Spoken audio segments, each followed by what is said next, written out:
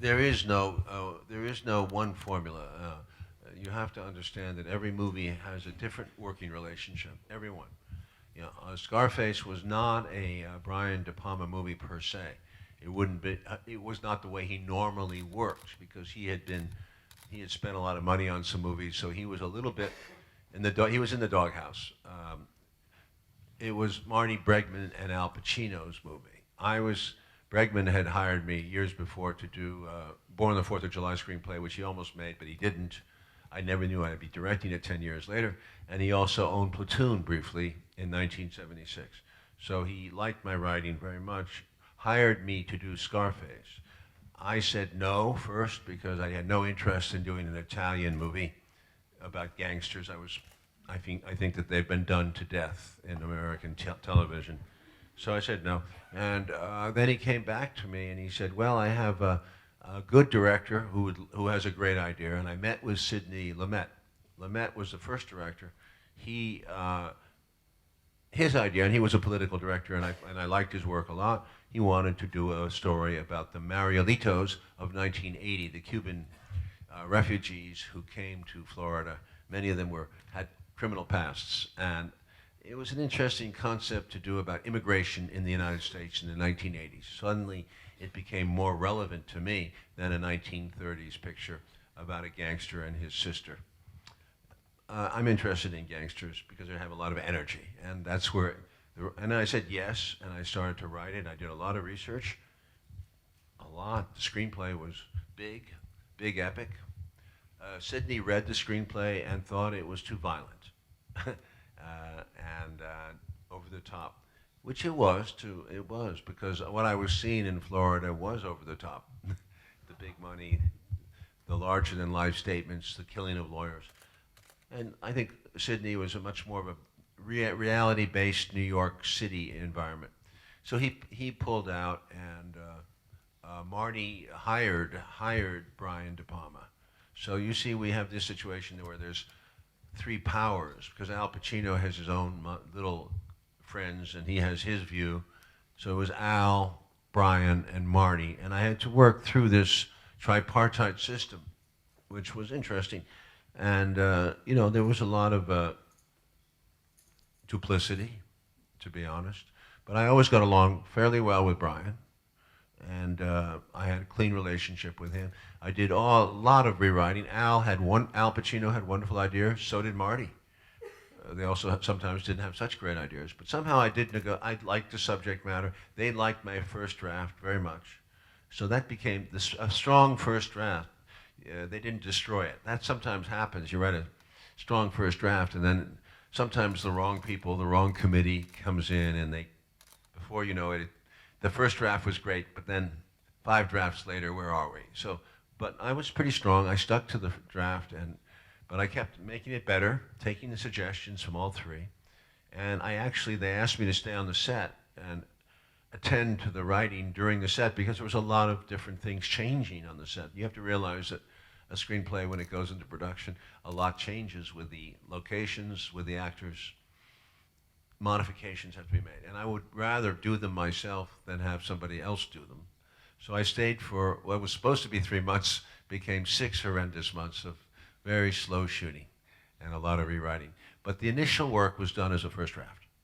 So sometimes as a writer, as a director, I work with a writer. I like to have a writer start ahead of me because I'm often working. If you start a script, you're going to take all. You got to disappear for a year. It seems to me. So if you can get somebody you trust to go with your idea or his idea, often it's my idea, and you talk them through, they get you to a place. I can come in and do what I have to do. Sometimes it's 50%, sometimes it's 60%, sometimes uncredited, but it's certainly 50% sometimes, most of the time. So I like it that way because it allows me to work a little bit faster and make more movies. That was up until recently. I've done 19 features, and I've done 7 documentaries. So the relationships with the writers, again, it's very ad hoc. It depends on the personality. There are some writers, they're hell to work with, and some are very, very adaptable. And some you spend hours talking to them, and they go away and they write something, and it's dreck. They don't understand a word of what you said, and you feel very frustrated. So I don't like to play the game of exchanging writers, but sometimes you do have to. Thank you. We have time for one last question in this session. Oh, sorry. How could I decide? He was the first I saw. I'm sorry. Yeah, you probably have already answered more or less the question, but you told this magic number of 85%. You told this magic number of 85%. When you feel your script is ready to be produced, how do you feel that? Or when do you feel that? That's your own call. You have to make that judgment. You have a producer sometimes you work with who reads it. You have people you trust. You have actors who are going to deal with. Sometimes you go to it with a script to an actor and he loves it and wants to go and do it, but you have more changes to make. There's every situation. I'll give you an interesting, well, I don't know if you're interested, but the worst situation was Any Given Sunday. I bought a football book. It was by a doctor, for a team doctor, and it was a very interesting inside look at what goes on in the new NFL.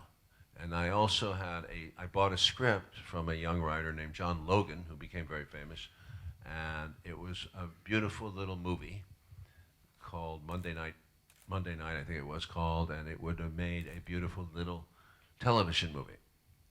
And I wanted to, but I gave the John Logan script to Al Pacino. He loved it. He loved it. He wanted to work with me, and I gave a version of the other script, which wasn't ready, of the book, to the head of the studio, Terry Semel at Warner Brothers. He loved that version. So between the rewrites, finally we got to a place where they gave us the green light to make the movie, and we went to work. But Al Pacino had never seen the script that I'd given to the studio to get the green light, and the studio had not seen the script, did not understand that Al Pacino was doing the other script. So I was down to it. I knew that the movie was there. I knew it in my heart because I knew I could fix it, but I had to run around and do a lot of prep. So I knew that I had a little time in January. We're starting, theoretically, we had the light for late January. I was starting to work on it completely alone with myself and these two scripts to marry them. And I did that in a record 5 weeks at Christmas, over Christmas into January. And I remember, and I was still scouting and doing it. There's a huge film, as you know, 10 characters. And I literally came down, I think it was around January 19th or January 20-something. I finally had one script that Pacino could see, and the studio said yes. Of course, we were down like 10 days from shooting, or 15 days. It was very funny. But that's a pretty scary situation, as you can see. But, there's worse stories, like there's Francis Coppola's story on Cotton Club. I mean, he was rewriting that script as he was shooting. That's the nightmare of all time. Imagine rewriting a script when people are sitting in their trailers waiting for it, and all the preliminary work, all the crew work that has to go in. Andy can probably tell you great stories of that, because Karolko was famous for winging it sometimes on the script. No, actually, Any Sunday is something that we started together. What's that? Any Sunday was something we started together. Then what happened? Well, we had the development deal, and it never materialized, but later on you did it with Warner's. You must That's have life. you went out of business, that's why. Oh, yeah, right. Okay, thank you. Then we just finished this Q&A, and then I ask for an hour, and then we return to you, okay? Let's return to Looks like Jane Fonda, no? Yeah, I'm sorry. Pretty good, That's what pretty I'm good. here for. So, return to Wall Street. You already told us what was the inspiration, these new young guys on Wall Street. But how did you find this archetypal story, which is like prodigal son? The son who abandons his father and then gains some painful experiences and then returns to him at the end. So how did you find this story, or was it on purpose to make an archetypal story? Okay, you're asking, this is a memory question. You have to realize, Platoon, they said that there was a similarity between the two movies, because in Platoon, the protagonist, Charlie Sheen, they said two fathers, and I also said in the voiceover, I am the child of two fathers. for the rest of my life. He had two fathers, a platoon. One was a very rough and violent sergeant. The other one was a more loving and compassionate sergeant. So the two fathers theme played a role in that. Some people said the same thing about the Savages, which you're going to see, I think, tonight. Some of you are.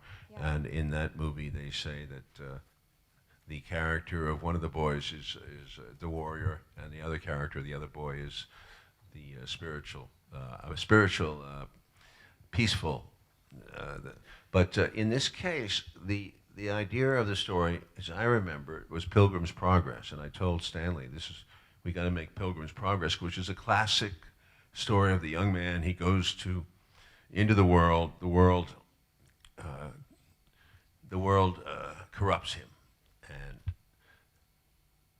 he betrays his roots, his traditional roots, working class family roots. He betrays, I don't know, we went farther. He betrays his father in this movie. His father is a union worker, a leader, a good man, but he sees his father as redundant, old school, boring compared to the new father that he finds in Gordon Gekko. And Gordon is a flashy, provocative father. He's at the top of his game, very seductive. And I think to some degree that happens in life. You know, if you look at George Bush, the 43rd president, he always said things like, I put that in my movie, he said things like, my real father is Ronald Reagan. And because he thought that his real father, the George the 41st, was irresolute. He had the wimp factor. He had not completed the task in Baghdad.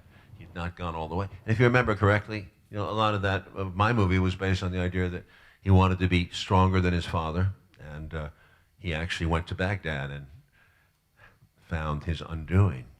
Icarus is another myth. You know, the Daedalus and Icarus myth, where the father is the architect. He builds the wings that allow him to fly. And the boy wants to fly faster than ever before, and he takes the wings, and the father says, don't go too high, don't get too close to the sun, because the wax will melt and the feathers will break, and blah, blah, blah. And of course, the boy flies up, goes higher than he should, and he tumbles into the sea. That's a famous myth. So, you know, that is a classic story. It comes up in movies and literature again and again. That's what we formed it on. That was the basis of the stories. Charlie Sheen becomes compromised, corrupt, sells out his father's lifetime work, destroys the airline, and then has to come back after. And his father has a heart attack, and he starts to feel the pain that he's brought. And at that point, he sets out on a scheme to make good, to get back the airline from Gekko and undo Gekko. So that was sort of the basis of the story, yes.